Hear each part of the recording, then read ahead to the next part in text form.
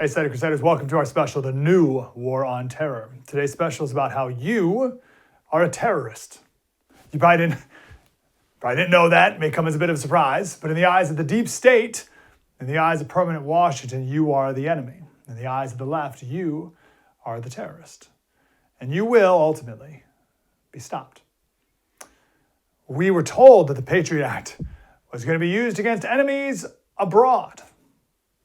How many people at the time thought that the Patriot Act would ever be used against us? And things like the Patriot Act.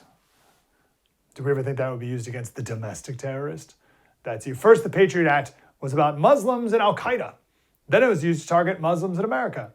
Then it was used against white supremacist murderers. And then moms at school board meetings.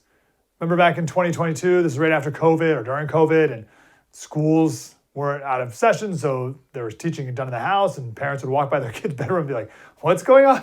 What are they teaching you? Exactly. So parents got fired up for the first time in a long time, and conservatives went to the government to speak their mind directly. And the National Association of School Boards, they wrote a letter to the Attorney General asking for these parents to be investigated. The letter to the DOJ accused parents of domestic terrorism and hate crimes. And that's how these threats should be classified. These heinous actions are equivalent to a form of domestic terrorism and hate crimes, encouraging the DOJ to use domestic terrorism laws against them, Patriot Act being one of those. And Merrick Garland, he wrote back a letter. He said the department takes these indictments seriously, or incidents seriously, and is committed to using its authority and resources to discourage these threats, identify them when they occur, and prosecute them when appropriate.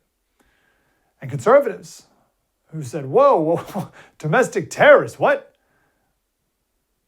You were called liars. This never happened. You were never called terrorists.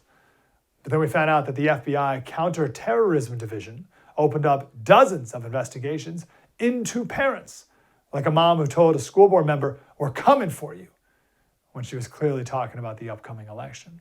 But this was a terrorist threat. Why? Because this woman was also a gun owner and the, quote, member of a right-wing moms group.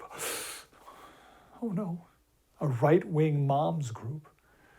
This was one of the more recent, one of the first of the more recent tastes of, watch out, terrorist, we're coming for you. And then we had the crackdown with the FACE Act, the Freedom of Access to Clinic Entrances. It's about abortion. There's a couple different cases of pro-life people and pro-abortion people getting into an altercation outside of a local abortion center. And then the local police show up and they're like, all right, everyone go home. There's like some pushing or whatever. And the police say, all right, you go, everyone go home. And then months later, like no charges pressed, months later, the pro-life people get a knock on the door from the feds because you violated the FACE Act. So local police did nothing. Local law enforcement, nothing. Local DAs, no charges. The feds came down. All the way to 89-year-old Eva Edel.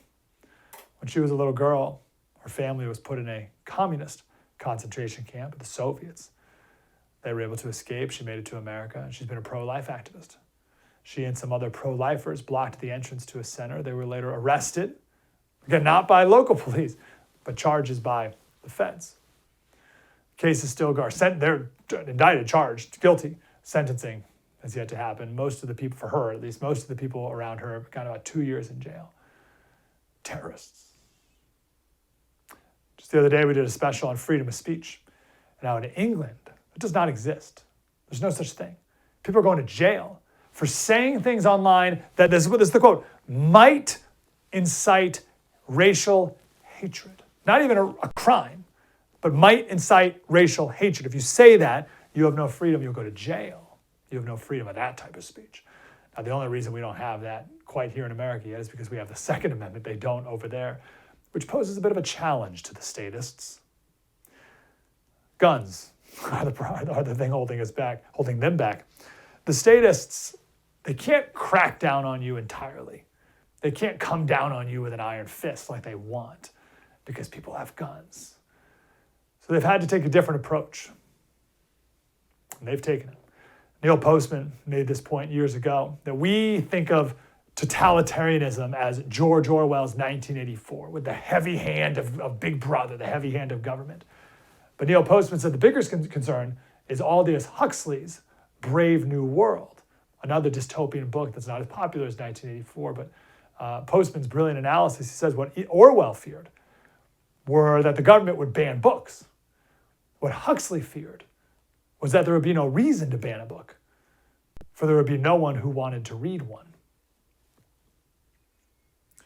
Orwell feared that there wouldn't be enough information. Huxley feared that we would drown in a sea of irrelevant information. Orwell feared we would become a captive culture. Huxley feared we would become a trivial culture, preoccupied with nonsense.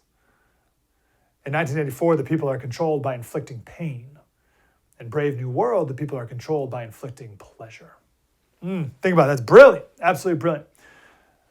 What a difference, right? 1984, people are controlled by inflicting pain. In Brave New World, people are controlled by inflicting pleasure. The statists can't crack down on us, but they can do the opposite. They can pleasure us and entertain us and distract us just enough while they take your rights and freedoms away from you. In the meantime, we don't even know. Plenty of ways that they can control us, taking that route. They can make a generation of kids illiterate, make a generation of kids unable to think for themselves. We could take a whole country and feed them propaganda, make them dead on the inside, because you can't think. You can't think. What are you? They could tear down our statues. They could tell us that America's evil. And if there's anyone left who dare defend the truth, well, that's when they have the big guns. That's when they'll call you a terrorist, a domestic terrorist. Did you know those prison gangs from Venezuela that take over apartment buildings in Colorado? Well, they're just the undocumented. You're probably not ready to be labeled a domestic terrorist. We're going to tell some stories today from real people who have been called these things. They never saw it coming. Who would? Why would you? You've lived your whole life in this country. You've never been like a terror. I'm not a terrorist. Like, you're sitting here watching. You're watching right now. You're like, I got a text from an old friend of mine. And he said, Dad, I'm coming over. We're going to watch the football game. And his dad said, son, I can't wait to watch the game, but I'm watching this show on the first TV first, and the game will have to wait. And my buddy sent me a text being like, hey man, I wanted to watch the game with my dad and you got in the way. I say that because you're probably watching this right now and you're like, I'm not a terrorist. Yeah, either way, any of the guests we have on today. They never thought they were terrorists. One of the guys we're going to have coming on in a second, he got arrested for something he posted on the internet 5 years prior to when the feds showed up at his door. He's like, what? What are you talking about? I don't know what you're talking about. So you're probably not ready, emotionally, spiritually, to be called a domestic terrorist. But it's already happened to people. They weren't ready for it either. If I may, we're also not ready enough to help our fellow domestic terrorists. To quote that 89-year-old Soviet prison camp survivor who survived the Soviet camp but will probably die in an American prison, she said, when we were rounded up to be killed, she was a little girl, she was 6 years old.